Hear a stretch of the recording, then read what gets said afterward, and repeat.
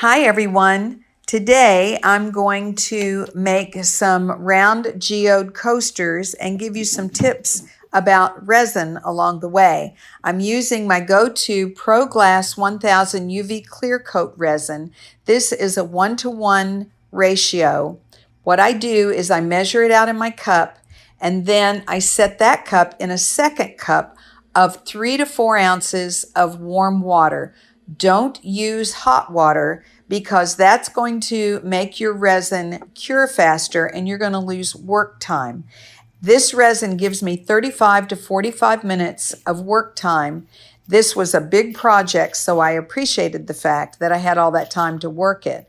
I take that measured out resin, set it in the 3 to 4 ounces of warm water, and mix for 2 minutes. Then I take it out of the water bath and mix for an additional minute and a half. It's during that minute and a half that I really scrape the sides and get all of that resin from the sides and the bottom mixed in. When you use that method, you will never have, I should never say never, but I did. I said it there.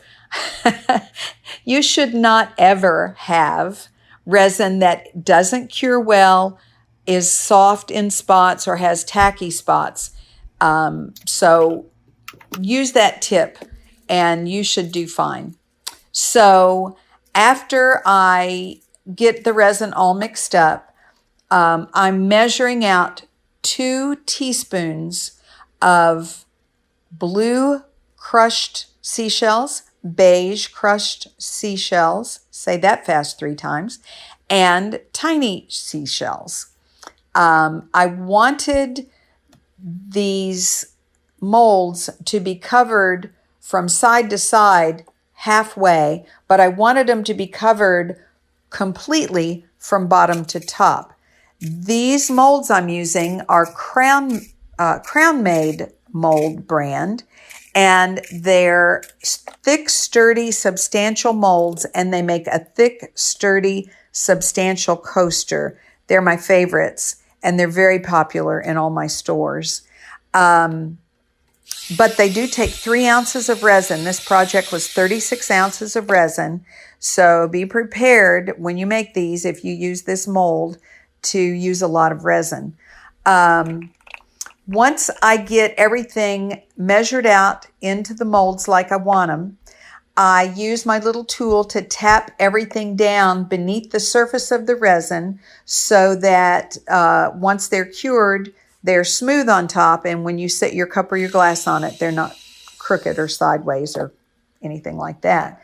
And after I do all of that, I'm using Mermaid Trash lace to attempt some sea foam waves with a lot of lacing. It wasn't what I got because, and I know this, but I'm hopeful. Every time I think it'll be different, and I want it to be so pretty and lacy. And in a mold, what white wants to do is come together in a line with a few streaks coming out of it. So I spent a great deal of time with my toothpick pushing those white lines out and out and out.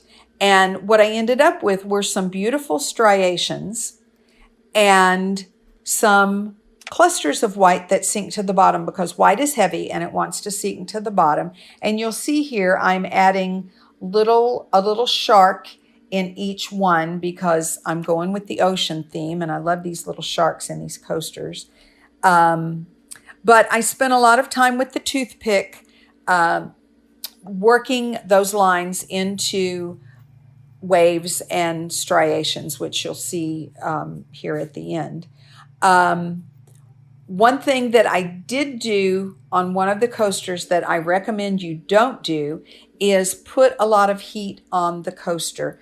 I normally keep a little spritzer of alcohol, and on projects small like this, spritz that alcohol, and that will pop the bubbles, because you're going to get bubbles. No matter how hard you try, you're going to get bubbles, and you want to keep watching your resin and keep working to get those out. And here you can see this mold. I really had to work to get it out because I put too much heat on it, and learn from my mistakes. That mold almost melted to the coaster, and I would have lost that mold. So use the alcohol to spritz on it to pop those bubbles. It does not affect your finished project. Let's see, what else? When you finish the mold and take it out, you can do one of three things. You're going to have a lip around the edge of the coaster. You can use a sanding block to gently file that down, or a nail file. You can use a burring tool or an X-Acto knife. The third thing you can do is pour a dome, which is just a final layer of resin that comes up to the very edge. And it's pretty impossible on a geode because the edges are so ragged to tape it off. So you want to just pour enough resin that it domes nicely but doesn't go over the edge. And this is the finished product. I was pretty pleased with it. I got both striations and I got the 3D clusters of white at the bottom. I like the effect of both in one coaster. I hope this video was informative and you learned a few things, and be happy to talk to anybody that wants to get in touch with WaterSong Creek Creations. I'll be happy to answer any questions any of you resin artists may have. Have a great day.